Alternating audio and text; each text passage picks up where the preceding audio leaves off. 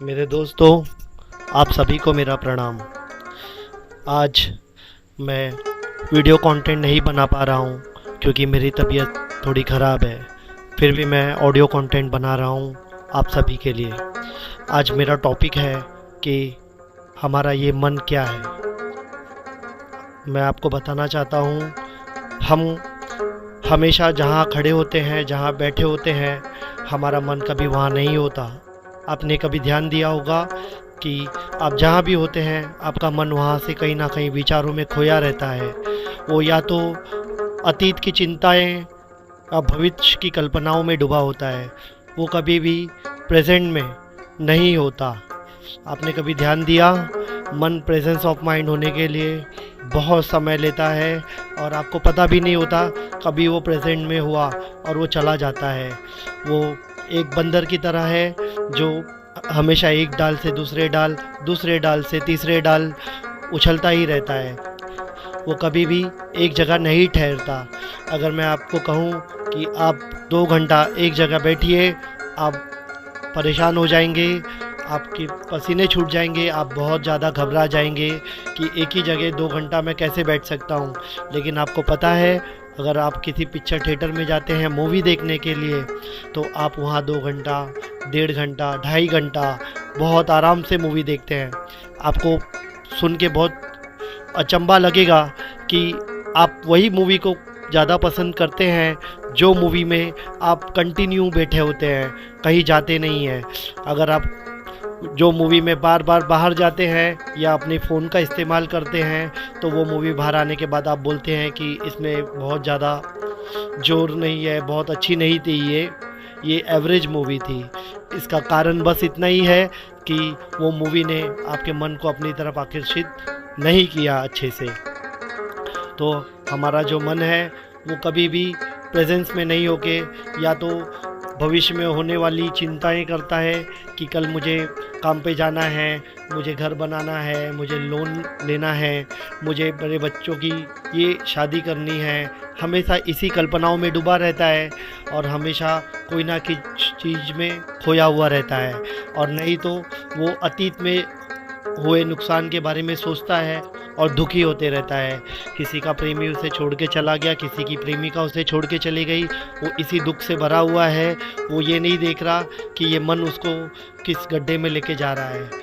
मन पता है आपको, अगर आप एक रथ में बैठे हैं और उस घोड़े की लगाम आपके हाथ में ना हो और वो घोड़ा उस रथ को किस गड्ढे में ले जाएगा, जिधर भी ले जाएगा आपको उसके साथ घसीटता जाना पड़ेगा। तो ये मन होता है जो आपको इसी तरह खींचता रहता है। ये मन की मांग कभी ख़त्म नहीं होती। मैं आपको कहना चाहता हूँ कि इस दुनिया में कोई इंसान कभी भी ऐसे नहीं मरा जिसकी सारी मांग पूरी हो चुकी हो। उसने कभी ऐसा इंसान नहीं देखा है इस दुनिया ने जो ये कह सके कि मेरे को जो चाहिए था वो मुझे मिल गया। एक इंसान जो करोड़पति होता है वो भी मरते वक्त ये सोचता है कि मेरे पास अगर 1 ही करोड़ थे, अगर मैं थोड़ा और मेहनत करता तो हो सकता है मेरे पास 5 करोड़ होते। 5 करोड़ वाला भी यही सोचता है कि मेरे पास एक कंपनी थी, काश मेरे पास और 2 कंपनी होती। क्योंकि उसके पास जो है वो उससे खुश नहीं है। ये मन की चालाकी है। आप समझिए, आपके पास जो है आप कभी उससे खुश नहीं होंगे। मैं एक बात कहता हूँ, एक लड़का साइकिल से जा रहा था और रोड के किनारे पे सिग्नल पे वो साइकिल रोक के खड़ा होता है और एक मर्सिडीज़ में एक आदमी जा रहा था। वो मर्सिडीज़ वाला आदमी उस लड़के को देखता है और वो जवान अवस्था का लड़का, उसके लंबे बड़े घने बाल, उसकी सुंदरता देख के वो सोचता है बूढ़ा कि काश मैं इस लड़के की तरह ही जवान होता तो आज मेरी ज़िंदगी बहुत अच्छी होती। और वही लड़का साइकिल में जो बाहर खड़ा है वो मर्सिडीज़ को देख के ये सोच रहा है कि काश मेरे पास भी एक ऐसी मर्सिडीज़ होती। ये साइकिल से अच्छा क्या इस इंसान की ज़िंदगी है। कोई इंसान अपनी ज़िंदगी से खुश नहीं है, कभी कोई खुश हो भी नहीं सकता। जब तक आप अपने मन को नहीं जान सकते, जब तक आप अपने मन को नहीं पहचानेंगे, आप खुश नहीं हो सकते। आप भले ही कितना भी मोबाइल चलाइए, आप भले ही कितना भी टीवी देखिए या दोस्तों के साथ रहिए, लेकिन कहीं ना कहीं आप अकेले हैं और आपका मन आपको फिर उस गहराई में लेके जाएगा, वो दुख में लेके जाएगा। आपने नया बाइक लिया, आपने नई गाड़ी ली, आप खुश होते हैं, लेकिन कुछ ही दिन बाद आपका दोस्त आपसे अच्छी गाड़ी ले लेता है, आपसे महंगी बाइक ले लेता है, आपके मन में दुख आ जाता है। ये दुख क्यों आ गया? जब आपने बड़ी गाड़ी ली थी तभी तो आपको दुख नहीं था, लेकिन आपके दोस्त ने जैसे ही आपसे अच्छी गाड़ी ले ली, बड़ी गाड़ी ले ली, आपके मन के कोने में कहीं दुख आ गया। ये मन है, ये बहुत ही चालाक है, ये कभी भी आपको खुश नहीं होने देगा। मन की मांग कभी ख़त्म नहीं होती। मैं आपको एक कहानी सुनाता हूँ। आपने सिकंदर का नाम तो सुना ही होगा। सिकंदर का गुरु था, उसका नाम था एरिस्टोटल। एरिस्टोटल ने सिकंदर को समझाया था कि तू क्यों पागल हुआ फिर रहा है, क्यों तू दुनिया को जीतना चाहता है, क्या करेगा दुनिया को जीत के? एक दिन सबको इस दुनिया से चला जाना है। इस दुनिया से जो भी आया है वो खाली हाथ वापस जाएगा। क्या करेगा तू? इतना सब कुछ धन जमा करके क्या करेगा? इससे क्या होगा? इस दुनिया में जो इंसान आया है वो खाली हाथ ही रिटर्न जाता है, तुझे भी मर के जाना पड़ेगा। सिकंदर उसने गुरु की बात नहीं माना। वो बोला नहीं, मुझे दुनिया जीतनी है और मुझे आज्ञा दे। और वो जब निकलने लगा तो एरिस्टोटल जो सिकंदर का गुरु था, उसने सिकंदर को बोला, देख सिकंदर, तू भारत की तरफ जा रहा है, मैंने सुना है वहाँ पे बहुत अच्छे अच्छे संत होते हैं, तो वहाँ से एक ऐसे संत को ले आना जो वहाँ से आना ही ना चाहे, उसी को ले आना, मेरे लिए तो इतना ज़रूर करना। तो सिकंदर कहता है ठीक है मास्टर, मैं जब रिटर्न आने लगूँगा तो मैं वहाँ से एक संत को ज़रूर लेके आऊँगा। कुछ दिन बाद जब वो भारत की तरफ पहुँचता है तो सिकंदर को अपने गुरु की बात याद आती है। सिकंदर अपने सैनिकों को बोलता है, जाओ जाके एक ऐसे संत की तलाश करो जो आना ना चाहे, जो आना चाहे उसे छोड़ देना, जो आना ना चाहे उसी को खींच के लेके आ जाना। तो उसके सारे सैनिक नगर में घूमने लगते हैं और संतों को ढूंढने लगते हैं। तो काफ़ी संत जो जाने के लिए भी तैयार हो जाते हैं सिकंदर के पास, तो सैनिक उन्हें नहीं लेके जाते। लेकिन सबको पता चलता है एक डाइजनीस नाम का एक यूनानी फ़कीर वो इसी नगर में रहता है। तो सैनिक लोग जाते हैं और डाइजनीस को बोलते हैं कि डाइजनीस, तुम्हें महान राजा सिकंदर ने बुलाया है, हमारे साथ चलो। तो डाइजनीस बोलता है कि कौन सा राजा? मैं खुद ही एक राजा हूँ, मुझे किसी के पास जाने की कोई ज़रूरत नहीं। अगर तुम्हारे राजा को मुझसे मिलना है तो उसे बुलाओ यहाँ पे मेरे पास। सैनिक बोलते हैं, क्या तुम्हें मृत्यु का भय नहीं लगता? तो डाइजनीस बोलता है, मुझे मृत्यु का कोई भय नहीं है, मैं एक बादशाह हूँ और बादशाह की तरह जीता हूँ।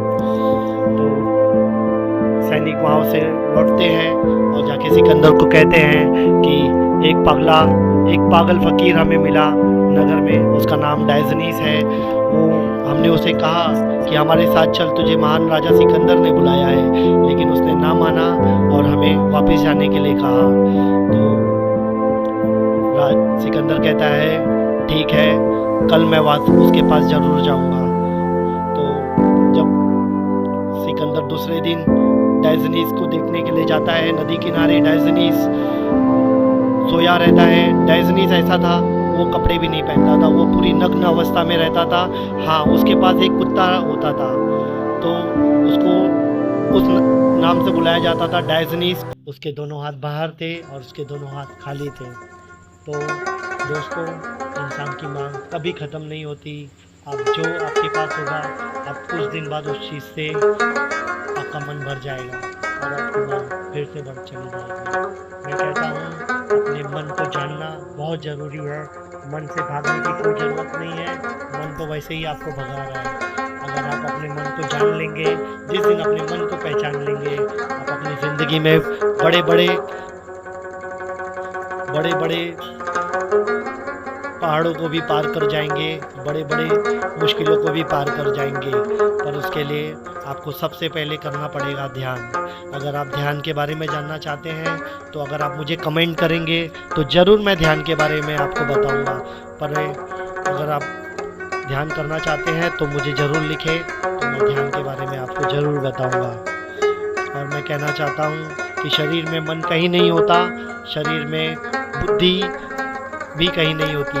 इंसान का पंच तत्व का शरीर होता है, फिर उसके बाद में उसका मन होता है, फिर उसके बाद उसकी बुद्धि होती है, फिर उसके पीछे उसकी आत्मा होती है। गीता में कृष्ण ने कहा है कि आत्मा निर्दोष है, ना ही उसे जलाया जा सकता है, ना दफनाया जा सकता है, नहीं बांधा जा सकता है। वो मन जो होता है वो आत्मा के ऊपर संस्कारों की छाप है, वही आपका मन है। आपने कभी ध्यान दिया, मन हमेशा वही करेगा जो वो पहले से करता आ रहा है, वो कभी वो चीज़ नहीं करेगा जो उसने पहले नहीं किया है। एग्जाम्पल, मन कभी आपको ध्यान में बैठने नहीं देगा। आप देख लेना, आप आधा घंटा आँख बंद करके बैठिए, आपका मन देखिए कैसे भागता है। जब आप शांत होने जाएंगे तब आपको पता चलेगा कि आपका पास एक रुग्ण मन है, एक बीमार मन है आपका। आपको पता है, हमारे में और एक पागल व्यक्ति में कोई ज़्यादा अंतर नहीं होता। पागल का मन और हमारा मन अगर साथ में रख दिया जाए तो इसमें से एक नॉर्मल इंसान का मन और पागल का मन बताना नामुमकिन और मुश्किल हो जाएगा। हमारे मन में और पागल के मन में सिर्फ इतना ही अंतर है कि पागल का जो मन है वो कंटिन्यू कांस्टेंट चलते रहता है, वो बिल्कुल रुकता नहीं है, और हमारा मन जो है वो बीच बीच में रुकता है। जैसे हम खाना खा लिए तो अब हम खाना खा के हम कहीं और चले जाते हैं, हम रुक जाते हैं, हम बैठ जाते हैं, तो हमारा मन कहीं ना कहीं ठहर रहा है। पर ये रुग्ण मन है, ये पूरी तरह से विकसित नहीं है, ये अभी रुग्णता में ही है। जब पागल का मन कांस्टेंट चलने लगता है तो वो अपने मन को कंट्रोल नहीं कर पाता, तो मन की क्रिया शरीर पे आ जाती है, तब वो पागल उसकी पागलपन बढ़ जाता है, तो उसे करंट दिया जाता है, और करंट देने से उसके मन में जो कांस्टेंट विचार चल रहे हैं वो वहाँ पे ब्रेक लग जाता है, फिर उसे बेहोशी आ जाती है। तो ये तरीका है इंसान को अपने मन को जानने का। मेरे दोस्तों, मैं आपको कहना चाहता हूँ, अगर आप चाहें तो आप एक स्वस्थ इंसान बन सकते हैं, और स्वस्थ इंसान बनने के लिए आपको स्वयं को जानना बहुत ज़रूरी है, और स्वयं को जानने के लिए आपको ध्यान करना पड़ेगा, और ध्यान के लिए आपको कम से कम आधा घंटा या 1 घंटा आपको बैठना ही पड़ेगा, तब जाके आपको आपकी मन की शक्ति का पता चलेगा। मन अगर आपका संकल्पवान हो गया तो आप सब कुछ अचीव कर सकते हैं, बड़े से बड़ी चीज़ को अचीव कर सकते हैं। लेकिन अगर आपका मन रुग्ण है तो आप अपनी ज़िंदगी में कभी सफलता को प्राप्त नहीं कर पाएंगे। ये बात आपको कोई नहीं बताएगा। आप भक्ति कर लीजिए, आप कुछ भी कर लीजिए, आपका मन अगर रुग्ण है तो ये भगवान पे भी भरोसा नहीं करेगा। आपको पता है, आप 4 दिन भगवान को याद करते हैं, लेकिन जहाँ कुछ आपका बुरा वक्त आता है तो आप उसी भगवान को उल्टा सीधा कहने लगते हैं और बुरा भला कहने लगते हैं। ये रुग्ण मन है जो आपके अंदर बल नहीं पैदा करता, और मन के अंदर बल पैदा करने के लिए सबसे पहले मैं आपको ये बताना चाहता हूँ कि इंसान का जैसा अन्न होता है वैसा ही उसका मन होता है। अगर आपका अन्न सही है तो आपका मन बलवान हो जाएगा, अगर आपका अन्न रुग्ण है तो आपका मन भी रुग्ण हो जाएगा। तो मन की रुग्णता से बचने के लिए आपको सात्विक खाना खाना चाहिए। मनुष्य को सुबह के समय सबसे ज़्यादा खाना खाना चाहिए, और उसके बाद उसे दोपहर को उससे कम खाना चाहिए, और रात को सबसे कम खाना चाहिए। अगर आप चाहते हैं आप ज़िंदगी में आप बीमार नहीं पड़ना चाहते, आप लंबी ज़िंदगी जीना चाहते हैं, तो आप सबसे ज़्यादा सुबह खाइए, दोपहर को उससे कम खाइए, और रात को सबसे कम खाइए, और हो सके तो मत खाइए। तो इस वक्त अगर आप ऐसा करते हैं तो आप ज़रूर स्वस्थ रहेंगे। और मैं आपको ये कहना चाहता हूँ कि अगर आपको मेरी कहानी पसंद आती है, मेरी बातें पसंद आती हैं, तो मुझे लिखें, और अगर आपको मेरी बातें नहीं पसंद आती है तो भी लिखें, मैं उसमें सुधार भी करने के लिए तैयार हूँ। मेरे दोस्तों,